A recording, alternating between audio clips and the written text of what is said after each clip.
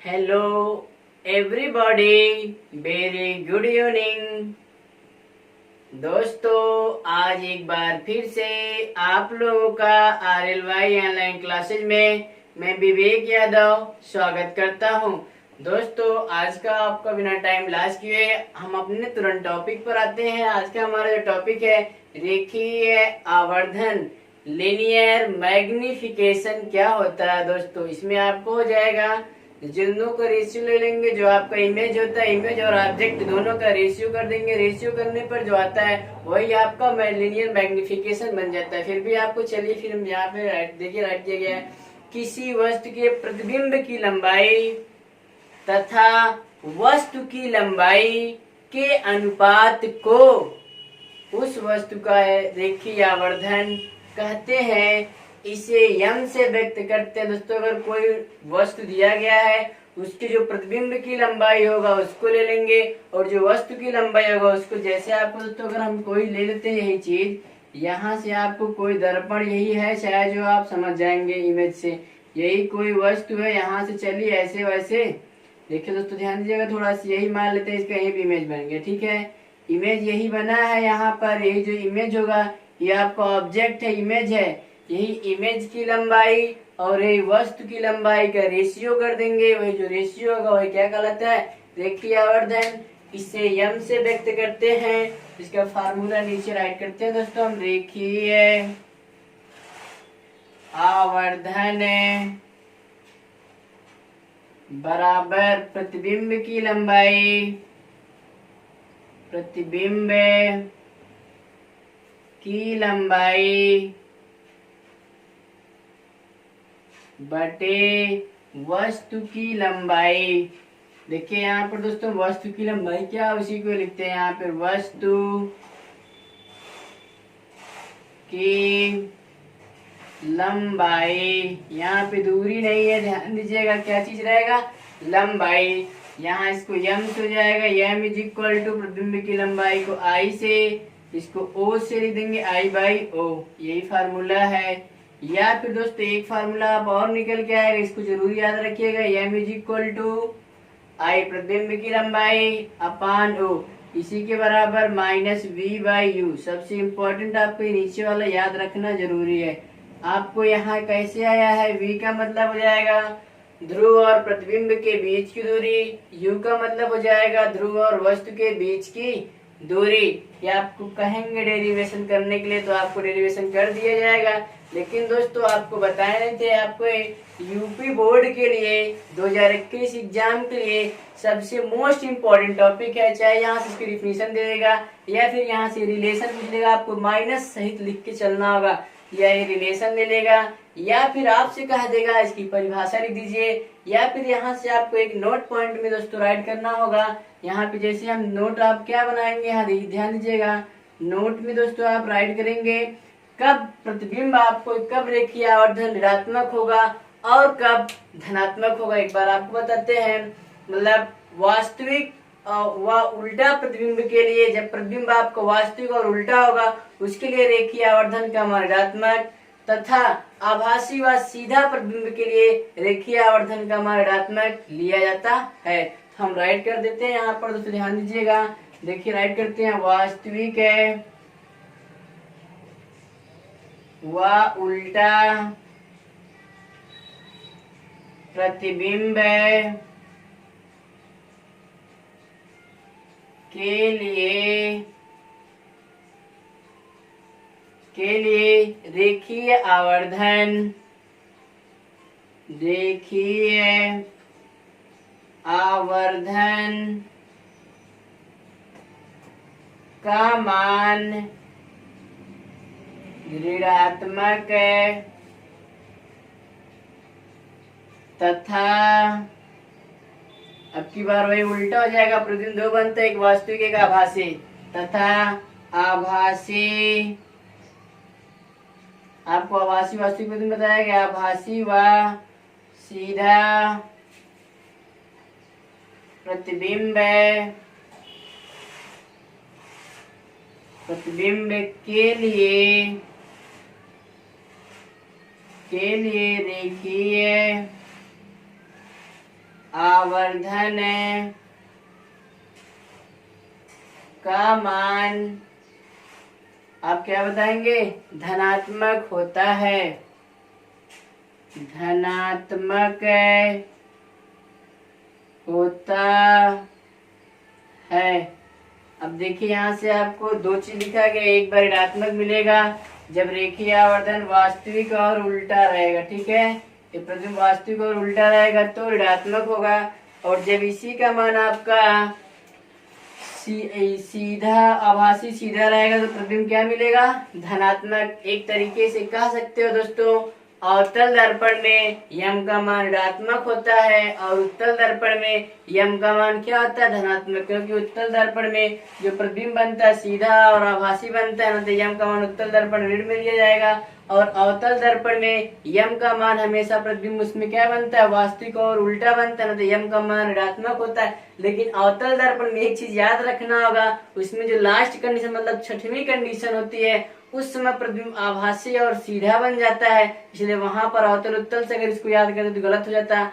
ऐसे याद कर सकते हो समझने के लिए, अवतल में ऋणात्मक होगा लेकिन छठवीं कंडीशन को छोड़कर उसमें धनात्मक हो जाता है। तो फिर आपको स्क्रीन शॉट लीजिए दोस्तों, इसका इतना क्लियर हो गया होगा, अच्छे से याद करिएगा। आपको अवतल उत्तल दर्पण का उपयोग हम बता देते हैं। चलिए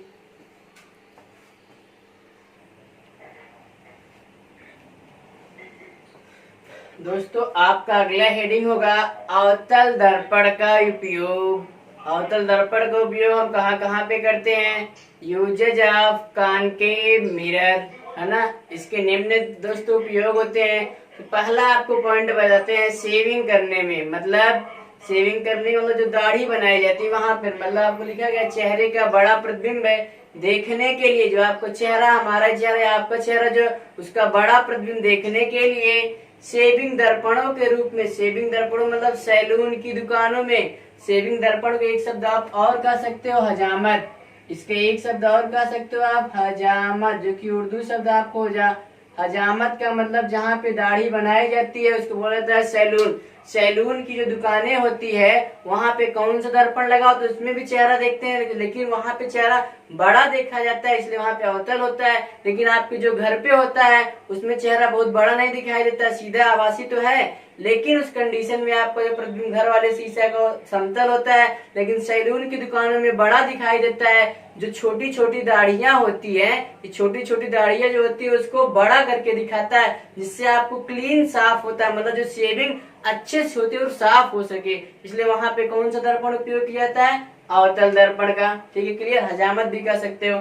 दूसरा पॉइंट है टॉर्च लाइट, सर्च लाइट व वाहनों के अग्रदीपों में, अग्रदीप का मतलब हेडलाइट, टॉर्च आप जो जलाते हो, वही जो हैंड टॉर्च आप हाथ में लेके जलाते हो, उसको क्यों यूज किया जाता है, क्योंकि प्रकाश का परावर्तन हो सके। जब टॉर्च आपको इतना पतला होता है, ऐसे ऐसे प्रकाश टॉर्च ऐसे निकलता शुरू में ना ऐसे निकलेगा, लेकिन जब जाएगा धीरे आगे प्रकाश तो ऐसे जाते हुए फैलते हुए जाता है, तो प्रकाश फैल जाए ताकि ज्यादा आपको रोशनी मिले, इसलिए उसमें यूज किया जाता है टॉर्च में। और सर्च लाइट का मतलब दोस्तों होता है जो कारखाने, मतलब वहां पे जो कोयले की खान होती है, सॉरी दोस्तों, कोयले की खान होती है, वहां पे जो कोयले कारखाने में जो कारीगर लगे होते हैं वहां पे, है ना, जो काम करने वाले वर्कर होते हैं, उनके टोपी जो लगाए होते हैं, उनके टोपी में सामने एक रेड कलर की लाइट लगी होती है। जो रेड कलर की लाइट क्यों लगी, कारखाना दोस्तों जो होता है वहां पे कोयला खाना मतलब सब ब्लैक ब्लैक होता है, रेड आपको सबसे अधिक तरंगदैर्घ्य उसकी होती है, मतलब रेड कलर की लाइट लगी होती है ताकि वो लाइट का प्रकाश का परावर्तन अधिक हो सके और उनको सामने अच्छी से दिखाई दे। रेड कलर की होती है, जहाँ कोयले की खानों में जो वर्कर होते हैं उनकी टोपी जो लगी होती है, सामने रेड कलर की लाइट लगी तो प्रकाश जाता है, वही सर्च लाइट आपको दोस्तों होता है। और आपको पता है वाहनों के अग्रदीपों में, अग्रदीप का मतलब हेडलाइट, जो आपकी बाइक है, बाइक के आगे जो लाइट नहीं लगी होती है सामने, जो रात में जलाने पर सामने आने पर दिखाई देता है, ये आगे जो हेडलाइट जिसको बोलते हैं, जो हेडलाइट में लाइट लगी होती है वो आपका अग्रदीप होता है। क्यों उसमें लगाया जाता है, क्योंकि अगर उसमें लगाते हैं इसीलिए आपको टॉर्च वाला, ताकि आगे जैसे जैसे बढ़ते हैं, जैसे इतने में हेडलाइट होती है का इतने दूरी में आपको आगे तक प्रकाश निकलता नहीं, जैसे इतने दूरी में आपको हेडलाइट है तो आगे जैसे जाएगा धीरे धीरे ऐसे क्या होता है, बढ़ता जाता है। तो वही चीज बढ़ने के लिए मतलब उसका परावर्तन हो सके, फैला दिया जाए, है ना। इसीलिए अगला होगा डॉक्टर आंख, कान, नाक, दांत व गले के निरीक्षण में करते हैं। जो डॉक्टर होता है मतलब छोटे दर्पण को उसमें यूज करेगा, छोटा अवतल दर्पण लेगा।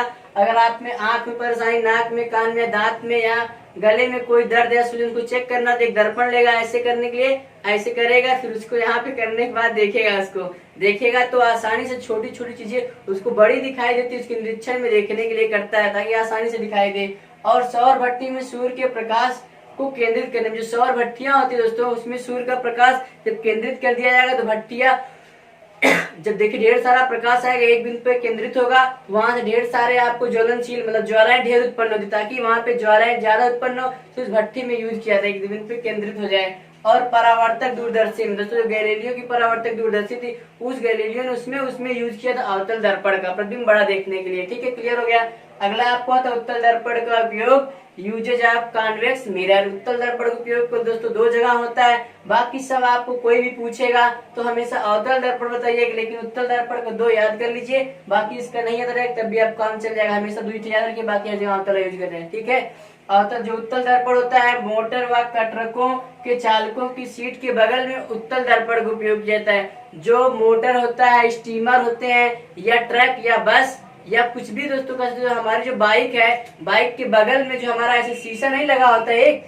जो शीशा लगा होता है ऐसे बगल में जो हैंडल पकड़ने वाला होता है, उसके इस साइड में इस साइड में जो शीशा लगा होता है वो दर्पण, वो आपको उत्तल दर्पण होता है। क्यों उत्तल दर्पण को यूज करते हैं? उत्तल दर्पण होता है प्रतिबिंब छोटा बना के दिखाई देता है।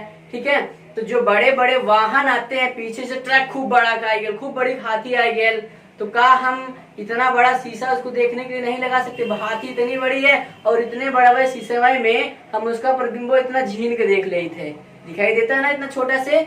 वही जब प्रतिबिंब उसका इतना छोटा दिखाई देता है, ट्रक आता है, बस आता है, वही ताकि उसका जो प्रतिबिंब होगा, मतलब बड़े बड़े ट्रकों, बसों या जो आपको कुछ भी कर सकते हो, पेड़ पौधों को प्रतिबिंब छोटा करके दिखाई देता है, एक्सीडेंट या दुर्घटना से बचाने के लिए, ताकि उसका प्रतिबिंब छोटा दिखाई दे, है ना। जो वाहन आगे जाते हैं या आने वाले या जाने वाले वाहनों को देखने में किया जाता है, कह सकते हैं आप। और अगला होगा सड़क पर लगे लैंपों में परावर्तक तलों में। जो सड़क पर लैंप लगे होते, कहेंगे अभी कौन सा लैंप? हाँ बिल्कुल सही, लैंप। जैसे आप लोग शहरों में देखते हो, दिल्ली, मुंबई, और आपको यहाँ पे आपके सीधे से बाजार में, नेवरी में भी लगा हुआ सड़क पे, जो ऐसे लगे नहीं होते लाइट, जो लाइट ऐसे लगे होते ऐसे आपको फिर नीचे आ जाते हैं, जो लगे होते हैं ताकि सड़क पर ढेर सारी लाइट, सड़क पर उजाला रहे, उसके प्रकाश को परावर्तित करने के लिए जो उसका परावर्तक तल होता है, उसमें जो शीशा होता है उसे परावर्तक तल के रूप में लगा होता हो, ताकि प्रकाश ज्यादा फैल जाए और रोशनी ज्यादा हमको मिले और चोनी भी ना लगे। दोस्तों आज का आपको यही हेडिंग था।